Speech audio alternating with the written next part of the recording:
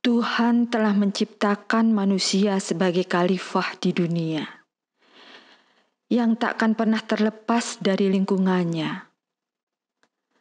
Amatilah lingkungan di sekitar kita. Hidup dan kehidupan bersatu di dalamnya. Tanah, air, tumbuhan, dan semua tercipta menjadi rumah kita. Rumah yang harus kita jaga, agar penghuninya senantiasa bersyukur padanya. Garda lingkungan tak mungkin sendiri, yang harus dipersiapkan sejak dini, dari lahir hingga dewasa dan renta nanti. Estafet impian, pendidikan, dan karya bakti harus berjalan senantiasa sebagai bekal generasi. Inilah sepenggal kisahku, kisah Sudarmaji, belajar, mengajar, dan berbakti untuk lingkungan hidup ini. Belajar itu ngelakoni, ilmumu bertambah dengan belajar dan mengajari. Karyamu menjadi amalanmu pasti. Penerusku, semoga kalian semua terinspirasi.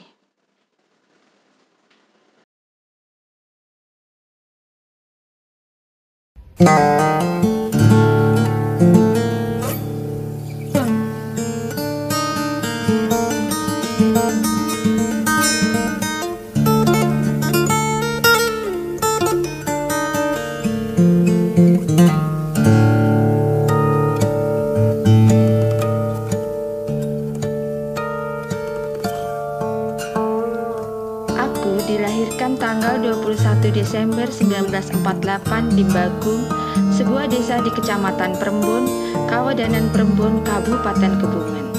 Dekat sekali dengan stasiun Prembon, yang lokasinya persis di antara dua kota, Kebumen dan Purworejo. Pastilah kita lewati stasiun ini jika melakukan perjalanan kereta api dari Jakarta ke Yogyakarta. Orang tuaku adalah pasangan Bapak Ibu Bariun Siswo Suwito dan Supiati. Bapak adalah seorang guru sekolah rakyat, sedang ibu adalah ibu rumah tangga. Tidak heran kiranya darah mengajar mengalir juga dalam diriku. Buah mungkin tak jatuh jauh dari pohonnya. Bisa jadi itu salah satu doa orang tuaku meneruskan cita-citanya dan selalu berharap lebih baik dari orang tuanya. Masa kecilku dihabiskan di desa Tersobo, Kecamatan Prembon, Kabupaten Kebumen, hanya di sebelah barat desa Bagung. Sekolah pertamaku di sekolah rakyat di desa Tersobo juga, dan selesai tahun 1961. Sawah yang luas dan aliran irigasi di mana-mana. Air cukup melimpah, ada beberapa gelombang. Mungkin anak-anak sekarang mengenalnya dengan kolam kecil, yang jadi tempat bermain dan memancingku. Walau juga tak ketinggalan cari jangkrik, main layangan, cari burung dan dipelihara sampai jinak, dan masih banyak dolanan lainnya. Maklum, tempatku merupakan dataran aluvial yang subur di sebelah selatan perbukitan Serayu Selatan, di mana air dari sungai perbukitan itu ditampung di bendung Pedegolan untuk mengaliri sawah di selatannya, termasuk desaku.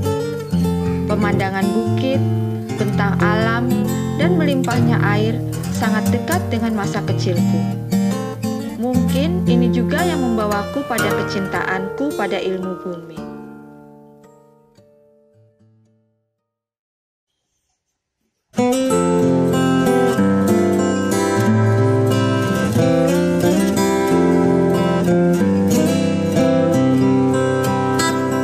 Di masa remaja, aku tinggal di Kebumen, 15 sampai dengan 20 km ke arah barat dari rumah tinggalku di Prembon. SMP Negeri 1 Kebumen. Disitulah aku menyelesaikan pendidikan menengah pertamaku hingga lulus tahun 1963. Pada waktu SMP inilah aku mondok. Sekarang ini istilahnya kos. Semua kendaraan sudah aku jalani kalau pulang ke rumah di Perembun. Mulai ngelaju pakai sepeda, abonemen kereta api, dan kadang-kadang juga naik bus umum. Perjalanan seperti itu serasa dolan, tapi juga melelahkan. Tapi tetap bisa menikmati perjalanan dan menikmati alam sekitar. Tak terasa masa remajaku berlanjut ke sekolah menengah atas di Purwokerto, yaitu di SMA Negeri 1 Purwokerto. Namun, hanya sampai 1 semester saja, tapi terus dilanjut ke SMA Negeri Kebumen. Bagi saya, Purwokerto dirasa terlalu jauh pada masa itu. Sama ketika SMP, di SMA juga harus ngekos, dan juga pernah masak sendiri. SMA diselesaikan pada tahun 1967, dilanjutkan dengan masuk ke perguruan tinggi tahun 1968.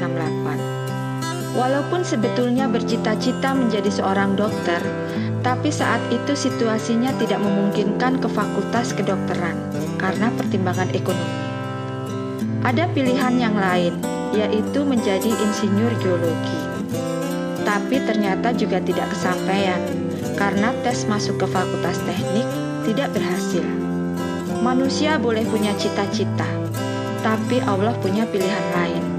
Berhusnuzon pada Allah akan memberikan yang terbaik buat kita. Ternyata di dunia ini selalu banyak pilihan. Semua bisa membawa kita kepada kebahagiaan juga. Jadi, janganlah mudah berputus asa. Pilihan yang terakhir adalah di Fakultas Geografi dengan mengambil jurusan atau bagian Geografi Fisik. Mulai saat itulah menjadi mahasiswa Fakultas Geografi Universitas Gadjah Mada. Dan dalam perjalanannya menjadi mahasiswa ini betul-betul unik. Pada awal jadi mahasiswa di tahun 1968, dijalani dengan mondok, kontrak kamar sendiri dan masak sendiri. Mondok di Bau Sastran, berangkat kuliah ke Bulak Sumur, kadang ke Karangmalang, Ngasem dengan bersepeda. Cukup jauh memang, karena memang belum ada kendaraan umum. Pernah juga dilakoni dengan berjalan, karena sepeda dan pakaian saya hilang dicuri. Jadi pakai baju pinjaman teman. Kala itu belum ada komputer, apalagi laptop. Maka semua kuliah dicatat dalam buku tulis. Alhamdulillah, sarjana muda ditempuh dalam 3 tahun dengan mendapat gelar BSc, Bachelor of Science. Kebulatan tekad dan semangatku melanjutkan studi di bidang geografi karena di semester 1 di awal aku lulus semua. Kemudian melanjutkan ke tingkat doktoral untuk menyelesaikannya dan mendapat gelar DRS, Dr. Andes. Sistem pada waktu itu belum mengenal sistem kredit semester atau SKS. Kuliah lancar, tapi ketika ujian mata kuliah menjadi tertunda-tunda. Sak kopiri dosene, sehingga banyak waktu yang terbuang. Padahal di Jogja perlu biaya hidup. Maka aku nyambi jadi guru STM Pertambangan Kebumen, mengajar geologi dan ilmu perbatuan, dan SMA Bakti Mulia di Perembun, mengajar ilmu bumi atau geografi selama 2 tahun. Ke Jogja hanya kalau ujian saja. Setelah selesai teori, dilanjutkan nyusun skripsi. Pada saat itu pula aku berhenti jadi guru dan kembali ke Jogja menjadi mahasiswa pembantu dalam mata kuliah praktikum mineral sambil mulai mikir skripsi. Ada waktunya harus nyambi, ada waktunya harus fokus. Waktu tetap harus dimanfaatkan fleksibel dalam bertindak. Pada waktu itu ada proyek Lembah Serayu Valley Project, kerjasama Nufik Belanda dengan Fakultas Geografi Indonesia. Aku membantu Pak Sugeng Martopo dan Pak Sutikno yang pada waktu itu menyelesaikan program doktor atas biaya Serayu Valley Project. Membantu mengumpulkan data proyek sekaligus mengumpulkan data untuk skripsiku. Setiap ke lapangan mendapat uang saku Rp700 per hari. Nilainya cukup banyak pada waktu itu. Topik penelitian yang diambil adalah kualitas air tanah di daerah aliran Sungai Serayu. Waktu itu topik yang menyangkut kualitas air belum ada, karena mungkin membayangkan kimia air itu sulit. Saya banyak belajar dari Dr. Theodorus Faber sebagai manajer proyek, baik di lapangan maupun melalui diskusi. Akhirnya skripsi tersusun dengan judul Analisis Unit Kualitas Air Tanah di Daerah Aliran Kali Serayu. Skripsi diuji oleh 9 orang penguji dalam waktu hampir 3 jam dan lulus. Nilainya 8,25. Waktu itu sudah tinggi banget. Lulus sarjana di wisuda bulan September. Ijazah yang menyampaikan Prof. Sukaji Ranuwiharjo, karena aku sebagai wisudawan wakil fakultas. Kadang sesuatu yang baru dan belum pernah dipilih dan dikerjakan sering jadi momok kebanyakan orang. Tapi sebenarnya jika ditekuni dengan baik, akan mendapatkan berkah Allah sebagai peluang yang bisa diraihnya. Habis lulus, tinggal cari kerja. Ada beberapa pilihan. Lagi-lagi pilihan. Aku sih inginnya kerja di PU, karena pada waktu itu, tahun 70-an, PU baru jaya. Apalagi aku lulus dari jurusan hidrologi. Tapi pada saat yang sama, aku ditawari oleh Prof. Karmono kalau mau ingin diangkat jadi dosen yang bayarnya kecil. Mana yang aku pilih? Dalam kebimbangan itu aku minta pendapat bapakku. Beliau mengatakan, sehingga aku ikuti nasihat bapak untuk memutuskan jadi dosen. Diusulkan melalui proses yang berlaku saat itu. Namun formasi yang tersedia pada waktu itu adalah bidang geomorfologi. Sehingga SK pertamaku adalah asisten dosen bidang geomorfologi. Diangkat sebagai CPNS, SK-nya 1 Maret 1976.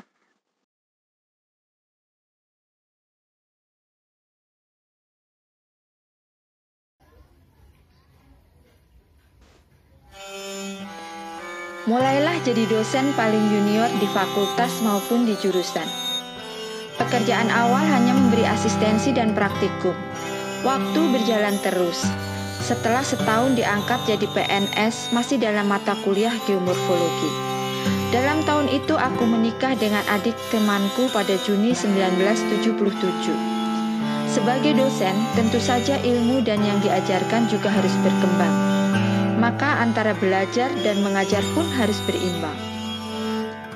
Pada bulan November, mendapat kesempatan belajar pertama ke Free University Amsterdam, Belanda, untuk belajar hidrokimia selama 3 bulan.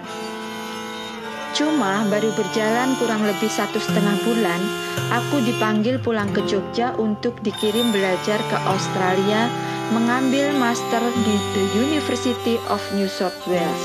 Karena sebelumnya aku diminta Pak Sugeng Martopo, dekan waktu itu, untuk ikut tes bahasa Inggris sebagai syarat beasiswa Colombo Plan. Dan tak disangka juga ternyata lulus.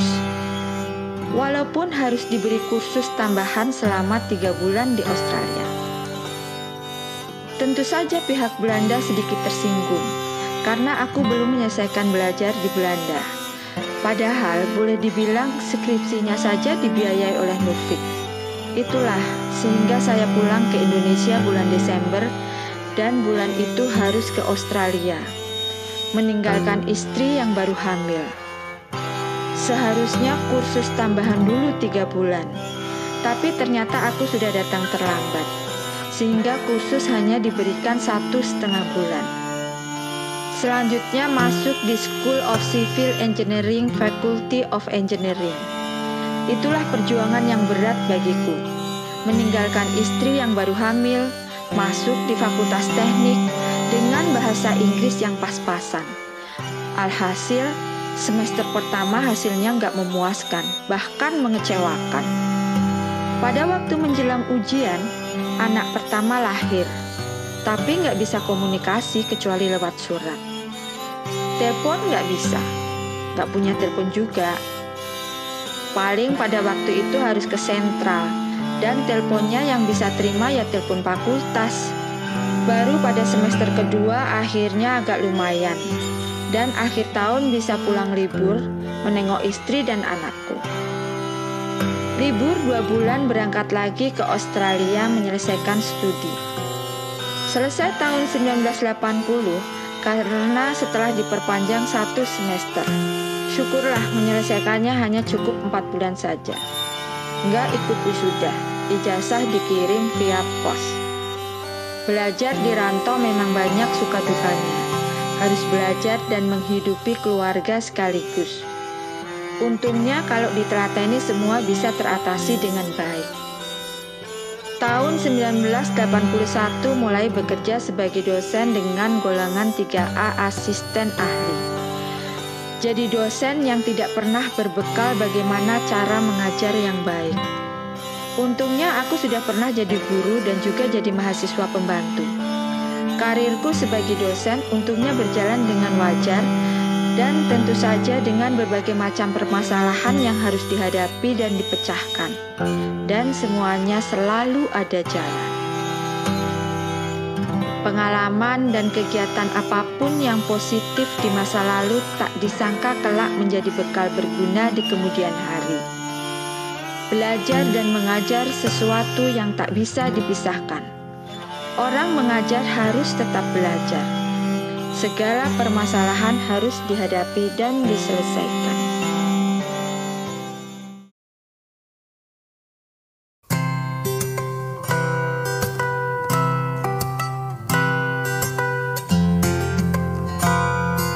Pak Sugeng Martopo waktu itu adalah Kepala PPLH, sekarang PSLH, Pusat Studi Lingkungan Hidup.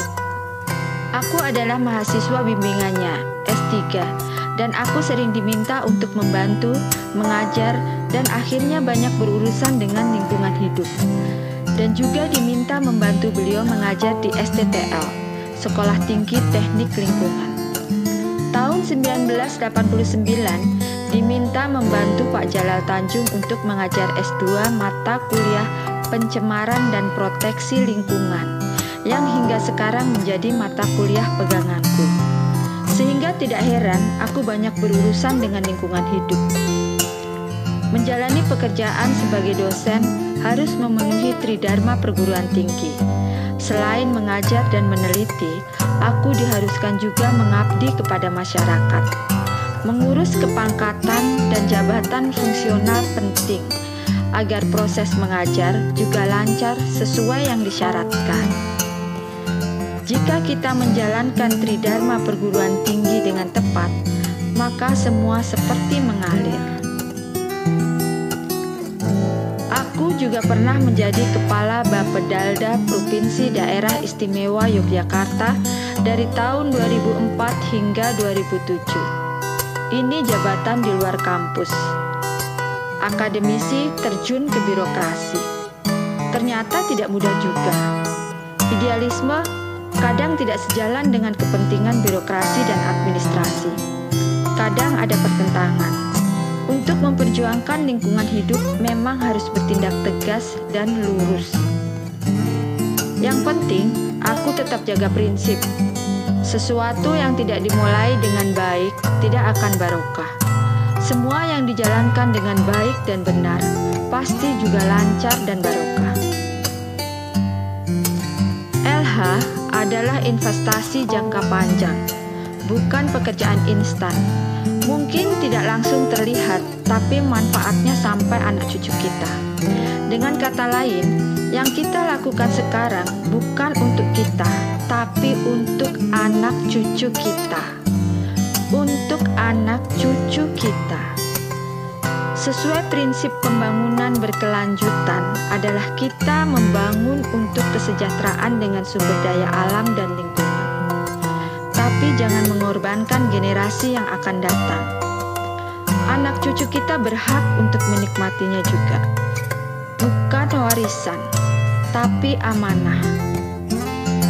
Prinsip keagamaan penting. Semenjak aku menikah dengan istriku yang taat beragama, prinsip agama ini jadi peganganku dan untuk keluargaku. Apa yang bisa aku bantu, akan sebisa mungkin aku bantu sesuai kekuatanku. selalu berusaha dengan sebaiknya, karena semua kembali ke Yang Maha Kuasa. Tidak ada satupun yang dibawa, kecuali amal-amal kita. Dulu, aku juga pernah bercita-cita menjadi dokter, walau akhirnya aku tidak jadi dokter. Alhamdulillah, keluargaku, anak-anakku, ada yang jadi dokter.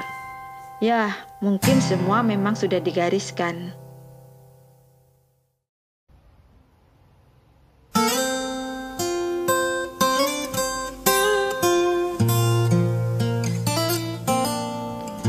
Sekali lagi, ini hanya untuk berbagi pengalaman. Semua mengalir saja seperti air. Kita ngelakoni saja dengan sebaik-baiknya, tidak ambisius. Jangan sampai jadi beban.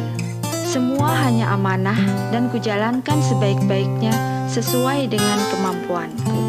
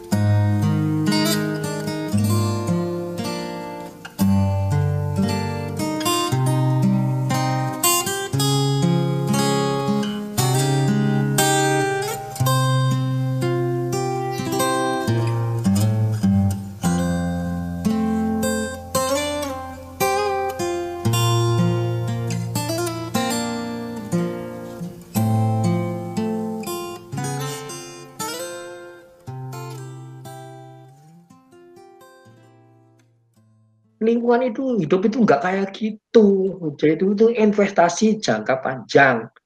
Jadi ibaratnya kalau orang lingkungan hidup itu ibaratnya nanam pohon. Nanam pohon itu ya baru ditanam, dirumati ya, sampai nanti dibilang yang ngubuh itu bukan yang nanam, mungkin anak cucu kita gitu loh. Jadi nggak bisa kalau Anda menilai pekerjaan lingkungan hidup itu instan kayak nilai itu nggak bisa, Pak. Karena ini harus berkesinambungan gitu. Itu saya debatnya sama itu. Jadi kalau kayak nggak gitu ya ini orang nanam jati itu yang nanam itu nggak panen, Pak, yang cucunya yang itu. Jadi kita harus punya pemikiran seperti itu. Jadi kalau pekerjaan lingkungan hidup itu dinilai hasilnya seperti orang buat jembatan, buat jalan itu keliru. Gitu. Ya itu kan sustainable development, pembangunan berkelanjutan ya. Kan intinya kita membangun untuk membuat kesejahteraan kita ya dengan menggunakan sumber daya alam dan lingkungan ya. Tetapi ingat bahwa sumber daya alam dan lingkungan itu bukan milik kita, tetapi generasi yang akan datang itu juga ingin menikmati. Jadi jangan hanya mementingkan kita sendiri, tapi harus mengingat generasi yang akan datang. Jadi harusnya memegang amanah gitu. Lingkungan hidup dan sumber daya di dalamnya itu bukan warisan tetapi amanah gitu loh. Dan jadi kan itu yang saya tekankan selalu. Itu harus prinsipnya karena sekarang terjadi di negaranya itu kan oknum dalam tanda petik gitu. Iya. Nanti kadang-kadang aku juga mungkin kok bisa ngomong raiso ngelakoni juga kan susah ya. Jadi nih kalau saya sebetulnya gini loh sebetulnya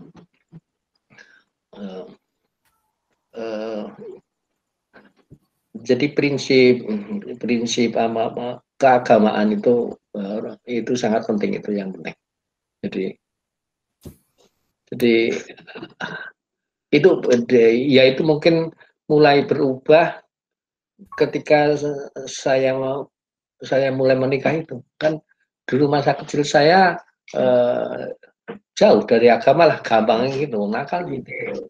Tapi ya karena lingkungan istri saya itu taat ya, jadi saya akhirnya sampai sekarang inilah jujur saya mencoba untuk menjadi orang yang taat, termasuk ya anak-anak gitu lah.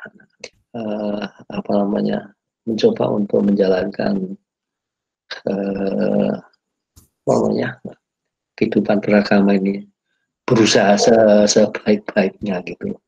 Ya walaupun saya masih jauh dari itu, tapi itu arahnya ke sana, kepingin saya gitu. Apalagi semakin tua itu kan dengan banyak pengalaman, banyak pahit getirnya itu akhirnya kan kembali ke Maha Kuasa kan begitu.